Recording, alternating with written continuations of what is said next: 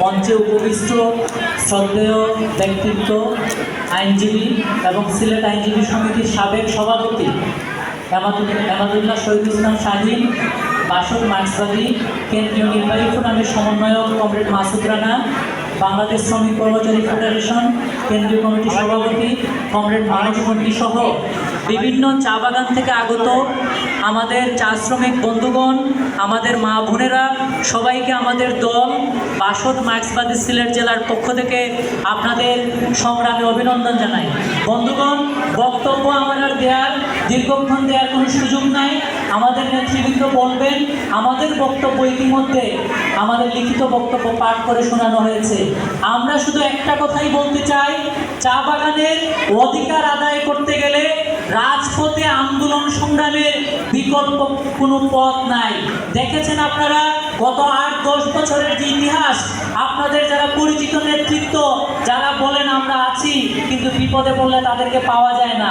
আমরা দেখেছি কালাগুল বর্জনের আন্দোলনে তারা মাঠে ছিলেন না, রাজপথে ছিলেন না। মার খেয়েছে কে, পুলিশের মুখোমুখি হয়েছে কে, আপনারা দেখেছেন। ফলে চা শ্রমিকদের আজকে আমরা এই লড়াইয়ে আহ্বান জানাচ্ছি। চা শ্রমিকদের আমরা স্লোগান দিয়েছি, দাবি আদায়ের এক পথ রাজপথ। ফলে চা শ্রমিকরা রাজপথে নেমে আসবেন।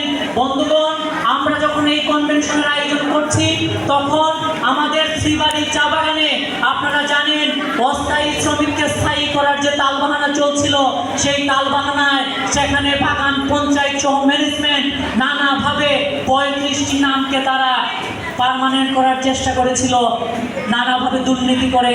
আমাদের সেই বাগানের সভাপতি বৃষ্টি সাঁওতাল সহ আমাদের নেতৃবৃন্দ যখন তা প্রটেস্ট করেছে, তার উপর হামলা হয়েছে। বন্ধুগণ, আমাদের বৃষ্টি সাঁওতাল আজকে ওই উসমানী মেডিকেলে চিকিৎসাধীন আছেন, তিনি এখানে আসতে পারেননি। আমাদের শ্রীবাড়ি চা বাগান থেকে অনেক বন্ধুরা এসছেন, সেই সংগ্রামী বন্ধুদের আমরা লাল সালাম জানাই। আমরা বলতে চাই, বৃষ্টি সাঁওতালের উপর যে আক্রমণ, এটা চা শ্রমিক পক্ষের উপর আক্রমণ। ফলে আমরা এটা এমনি এমনি ছেড়ে দিব না। বন্ধুগণ, আমাদের জায়গা থেকে সেই চেষ্টা আমরা করব এবং আমরা বলতে চাই, আমরা এই কার্যক্রম পরিচালনা করতে গিয়ে আমরা প্রায় 40টি চা বাগানের মধ্যে আমরা গিয়েছি আমাদের সাধ্য অনুযায়ী।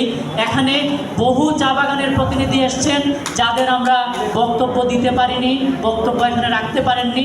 আমরা ভবিষ্যতে তাদের কথা আমরা শুনবো এবং আগামী দিনের যে লড়াই সংগ্রাম, সেই লড়াই সংগ্রামে আমরা একটা শক্তিশালী সংগঠন, শক্তিশালী ঐক্য গড়ে তুলব। আর আরেকটা কথা বলতে চাই, এখানে আলোচনা এসছে যে চা শ্রমিক ইউনিয়নকে ভেঙে দিতে চায় কে। আমরা বলতে চাই, চা শ্রমিক ইউনিয়ন আজকে নিষ্ক্রিয় করে রেখেছে কে? যারা নিষ্ক্রিয় করে রেখেছে চা শ্রমিক ইউনিয়নকে শ্রমিকদের দাবি দেওয়া আদায়ের সংগ্রামী সংগঠনে যারা পরিণত করতে চায় না, তারাই শুধু বলে চা শ্রমিক ইউনিয়নকে ভেঙে দিচ্ছে। আমরা আগে দেখতাম আন্দোলন করলে বলতো দেশকে অস্থিতিশীল করার আন্দোলন করছে। এখন একই কায়দায় চা বাগানে দাবি আদায়ের আন্দোলন করলে বলে চা শ্রমিক ইউনিয়নকে ভেঙে দিতে চায়। আমরা বলি, আমরা তো দাওয়াত করেছি, আসলেন না এখানে? আমরা তো বলেছি রাজপথে আমরা যখন দাঁড়িয়েছিলাম, লড়াই করুন, আপনারা তো নেতা হিসাবে সামনেই থাকবেন, আপনারা লড়াইয়ে আসেন না, দাবি দেওয়া আদায়ে আসেন না, আপনারা শুধু মন্ত্রী এমপিদের হাত পিছনে ঘুরেন। ওই যে দাবি আদায় করতে গেলে পাইয়ে দেয়া টাইপের নেতা দিয়ে আপনাদের হবে না। পাইয়ে দেয়া বড় নেতাদের ধরলে পাইয়ে দিতে পারে, এই ধরনের সুবিধাবাদী জায়গা থেকে আপনাদের সরে আসতে হবে। এবং চা শ্রমিক ইউনিয়নকে যদি কার্যকর করতে হয়, তাহলে বাগানে বাগানে যে লড়াই সংগ্রামের মধ্য দিয়ে যে শক্তিশালী নেতৃত্ব, লড়াকু নেতৃত্ব, আপোষহীন নেতৃত্ব আসবে, সেই ধরনের নেতৃত্ব যদি ইউনিয়নের নেতৃত্বে যায়, তাহলে ইউনিয়ন আপোষকামিতা থেকে আপোষহীনতায় যাবে, নতুবা এই ইউনিয়ন কোনো কাজ করবে না। ফলে আমরা সেই কথাটা বলছি, আমরা ইউনিয়ন ভাঙতে চাই না, ইউনিয়নকে কার্যকর করতে চাই। কিন্তু ইউনিয়নের নেতারা দালালি করলে, ইউনিয়নের নেতারা আপোষকামী ভূমিকা নিলে, তার বিরুদ্ধে আমরা বুক চিতিয়ে দাঁড়াবো, আমাদের কমরেডরা বুক চিতিয়ে দাঁড়াবে।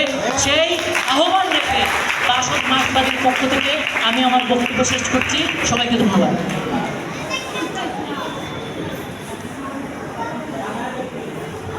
ধন্যবাদ। এখন